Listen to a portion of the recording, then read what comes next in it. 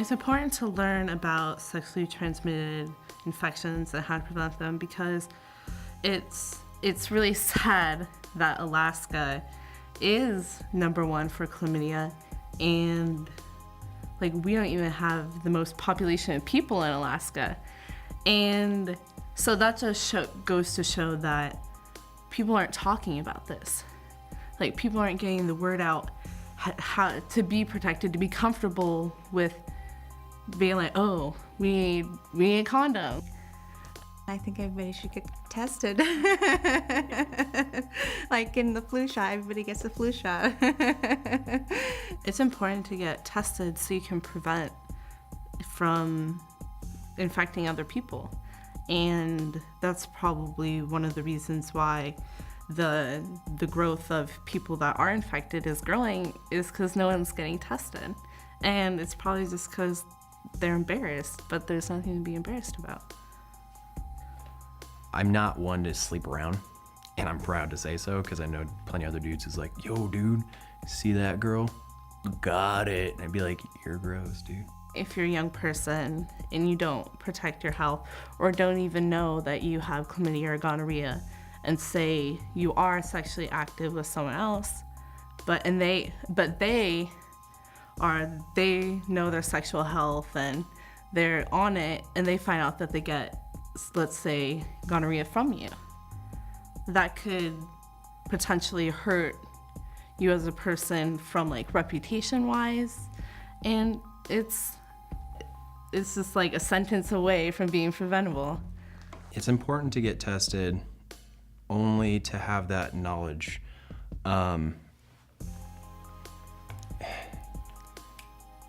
There are so many people that don't have the opportunity to actually know what's going on, no matter what kind of aspect it is. And I think it's kind of a waste of time and a waste of potential to not understand what's going on within yourself.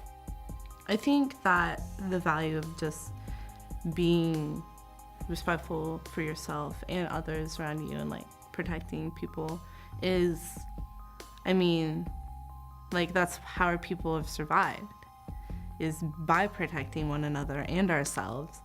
And how can we protect ourselves if we're unaware of what is going on? And I'm sure that a lot of people in Alaska, especially Alaska Native American Indian people, are probably unaware that they are so largely affected by these diseases and don't realize that it's so easily preventable. And so we have to protect ourselves and each other just by talking about it. STIs are very rampant and they need to be addressed. It's not okay to just tell someone don't have sex because that's not gonna work all the time. We need to be proactive about that. Being pressured is harassment. And I think that they need to realize like it's a big deal. Like people undermine women because we're women. We're supposedly not as strong as men. And so people think that they can pressure us into doing these things that we don't want to do just because we're weaker or maybe less outspoken. And we just have to remember that we don't have to stand for that and that we are strong. And if we stand together, it can change a lot of people's lives. I want to see Alaska's ratings for the chlamydia and the STIs and the domestic violence as well as the alcoholism reduce. And that is something that I want to see within my lifetime. Because I'm sick of Alaska being #1 for that, at least.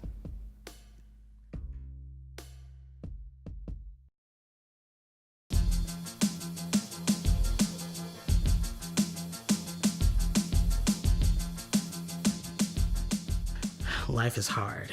It's not easy for anyone. But if you see me now, I embrace every breath.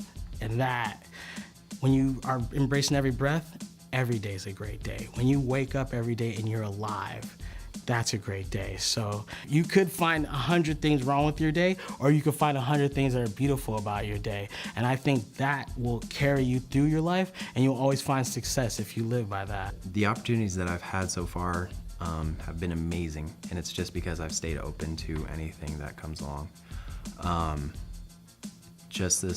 Within this year, I've picked up 3 roles that I had no intention initially going in. The role of Ben being one of them. I was like, I don't know what's going on. I have a lot of work going on, but Miss Niemeyer, otherwise known as Jill to everybody here, kept pushing it, and so did my mother. And I think I would have regretted severely had I not taken that. And one of my goals this year was to just look at every route I can for acting and drive for it. And had I not done that, I think my future would have been not jeopardized, but not quite so open as it is now. Just staying open to those opportunities allows me to expand on a personal level that I want to. And being in the right place at the right time isn't always the situation. It's keeping your ears open, no matter whether or not it's the right or wrong time.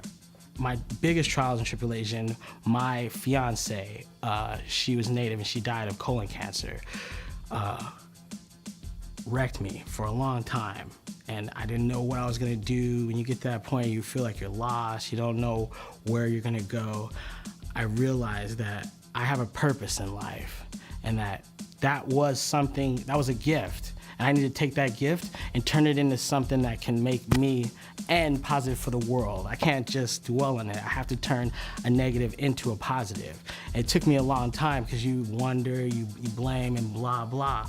But I think after that, I realized that I'm only gonna be here once. So when I'm here, I need to make an impact, and I don't wanna leave here without any regrets. I wanna live my dreams. I don't want to wonder, and I don't wanna be afraid to not go out there and do the things that might look silly to someone, I might look crazy to someone, but I have to live with this at the end of the day. When it's all over said and done, I have to look in the mirror and am I okay with what I did today? To get to the point where I am right now took a lot of work. My freshman and sophomore year, I had a really big depression streak, and because of that, I looked towards recreational drugs. And weed was on the list. I understand the medical uses for it, but if I were to continue it on right now, I would not be in this movie. And the one thing that I want to do in my life is act. And so this last 2 years, through my junior and senior year of high school, I've been staying on a focused goal and sticking with a plan to help me achieve what I want to do with my life, essentially, and that's to act and be in the entertainment. And I can't do that if I'm distracted with drugs or partying or being focused on, oh, this weekend, let's hit up a party. No, it's like, this weekend, let me study my lines, let me get my calculus homework done, let me do the things that will help me strive in my life, because it's not about now, it's about later.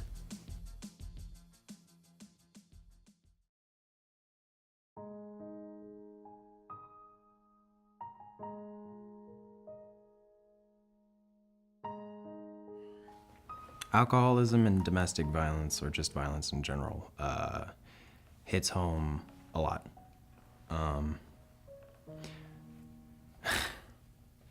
My father was not the best father, by any means. And my mother had gone through her struggles with alcoholism. And so I saw both extremes in both areas. And a lot of people don't understand that the kids who are going through that and the kids who experience that, not even just in an attacking manner towards them, but just watching the domestic violence in itself can psychologically essentially mess people up. And from the time I was 2, I've seen my mom getting beaten. And from there, when my dad went to jail for the Xth amount of times, he finally stopped showing up a lot. And then the anger that was repressed and held within my mother was then transferred to me. And it sucked because I knew that it could all be stopped if she would stop drinking. But it didn't. I personally, my mother was abused. My grandmother was shot in the face by my uncle. So I live the whole abuse thing. And not only that, as a kid, I always thought when I get older, I'm gonna get a group together and we're gonna go around and beat up on the guys who beat up on women. And I couldn't get a big enough group. I mean, you'd have to go all over the world. So I think the only way is that us as men need to let other men know that these are the people that love us. We came from women. These are our sisters, these are someone's daughters, these are our family. And abusing them, you hurt yourself. You know what I mean? My dad always said, if mom's not happy, nobody's happy. So if my mom's not being taken care of and she's being abused, then our family's not even there. So I think that men need to be more responsible and take care of their families and protect their families instead of getting drunk and beating them. If you have issues or insecure, you have anger management, you need to go see a counselor or you need to go somewhere and get that handled. But beating on the people that you love should not be tolerated at all. No one should be abused, anyone at all. When I'm an elder, I wouldn't want to see either violence. And I mean, alcohol, it's kind of like a misconception that people associate alcohol with a good time, but it has its limits. Like, every good time has its limits. And once you push that limits, like you're saying, it could get violent. And there shouldn't be a reason that people are getting violent for any reason. And when people are drinking, it just comes out more aggressive. You don't have control to hold yourself back from hurting the people that you love. And when I'm an elder, I don't want to see anyone get hurt, especially from drinking. The one thing that I would say to those kids who are going through the same thing is it's not their job to play the protective role. When I was a child, I would never say anything about my father or my mom because I felt like I needed to protect them. And it was purely only because if I didn't, then I wouldn't have either one of them. And my dad was already gone 90% of the time. And so the only person left was my mom. But if I would have protected myself rather than them, I would have gone through a lot less than I did. And that's for sure. And it seems like it gets me right there when I see it. Especially the younger people. Like I told somebody, you're very beautiful, but alcohol is stealing all that beauty. And in time it's going to happen. But they couldn't see it. I said, just remember, one day you'll see and you'll acknowledge what I'm saying. Just take care of today, do what you need to do, stay sober, and make plans for your life. Because that's all you got. It's all you got is today. But you could make plans and you could project yourself in the future and where you want to go and what you want to do in life.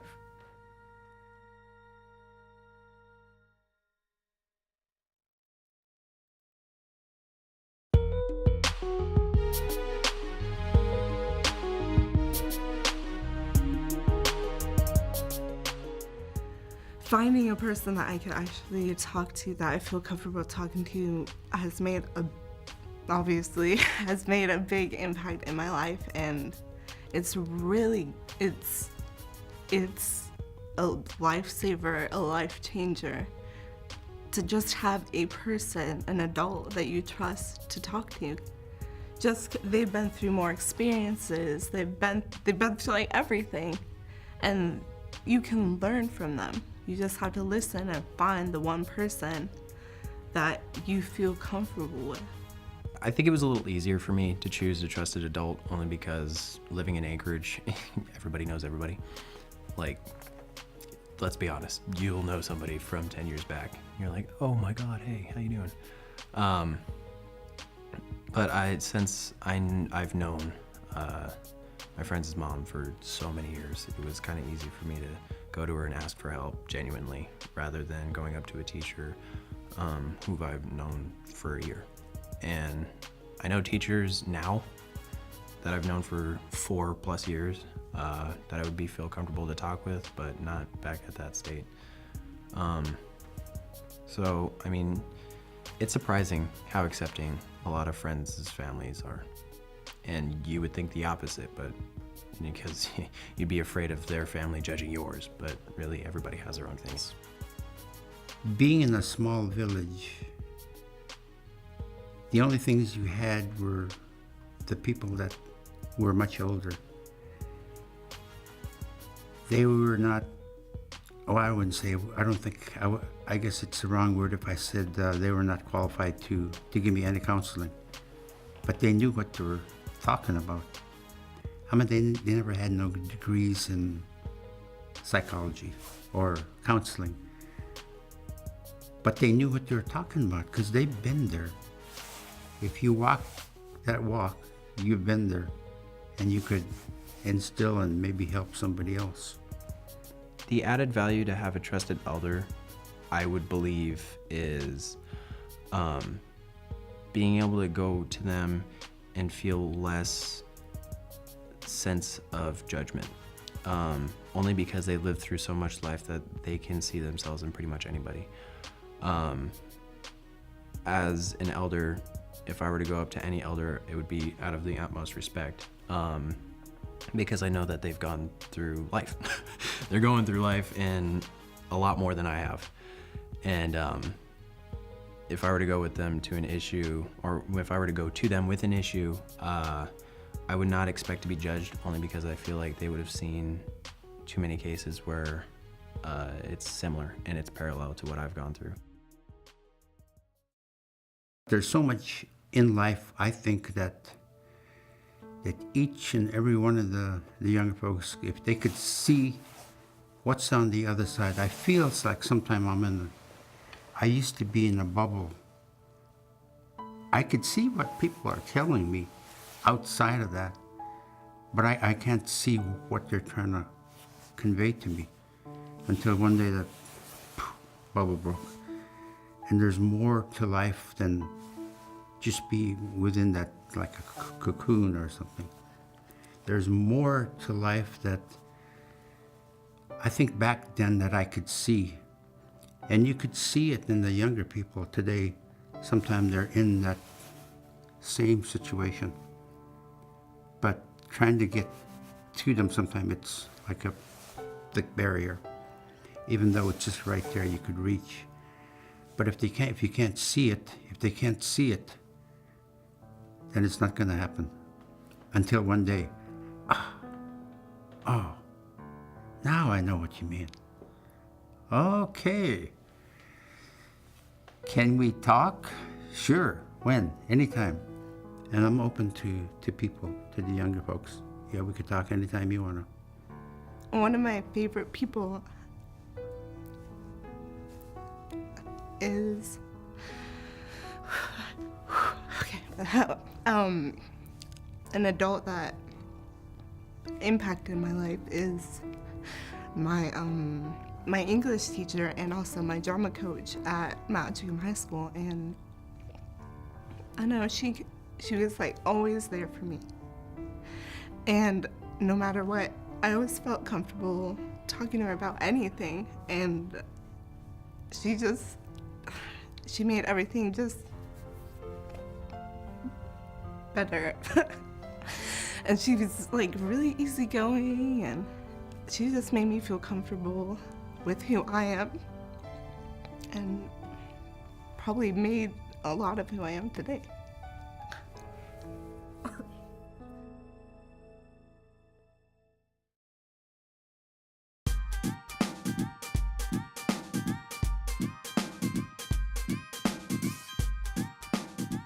The character Lion Dangerous in the movie, he's a rap star. He lived in the villages, and then he moved to Los Angeles.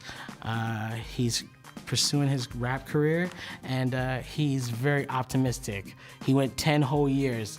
To me, that's a long time for anyone to be dedicated to something, and then finally, after 10 years, finally make something happen of it. So, and I see Lonnie Dangerous as someone who is driven, and not only driven, but he feels that he, leaving, he's left something behind. So I think that he wants to go back because John gave him so much that he wants to, I think he learned in the village that that's part of village life. You help the next one, each one teach one. So John helped him, so he just wants to do the same for these kids.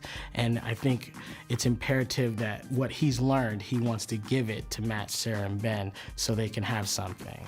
So my character in the movie is Sarah Johnson, and it's kind of funny because she's a lot like how I am in real life.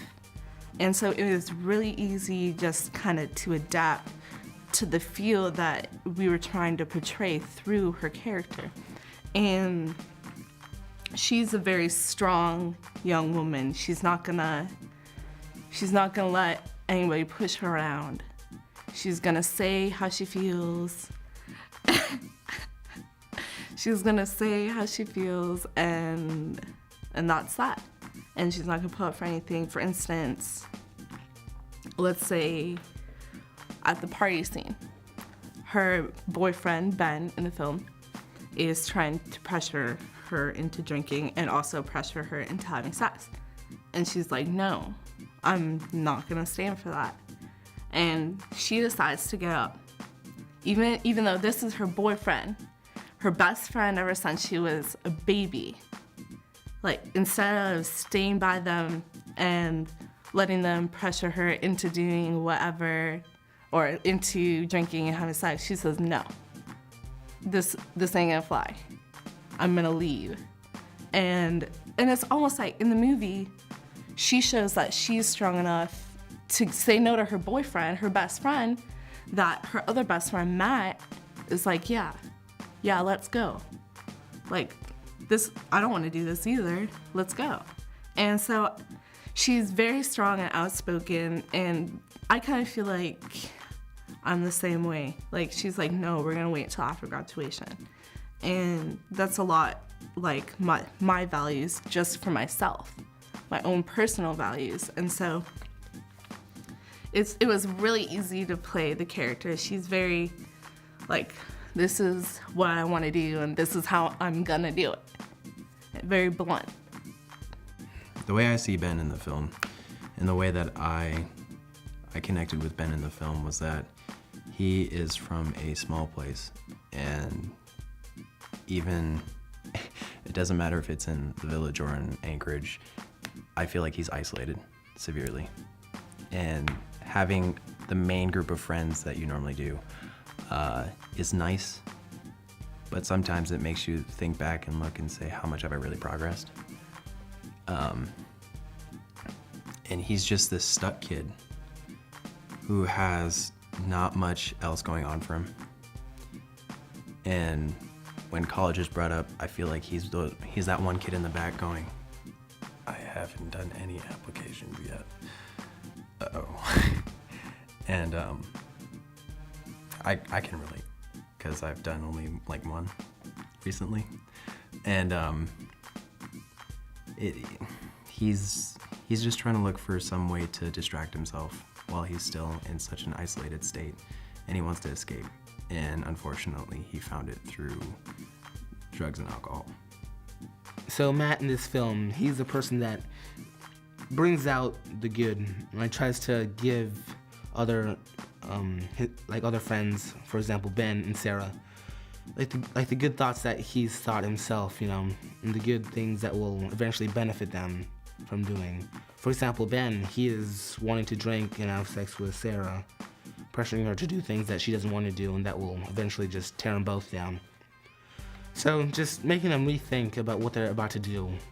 That's the kind of mentality that I think Matt has, just to bring out like what they should do, what they would be able to do, and what they could do as well. I played a part of John in the movie. John is the elder, and I am an elder. Like I said, I'm 69 years old.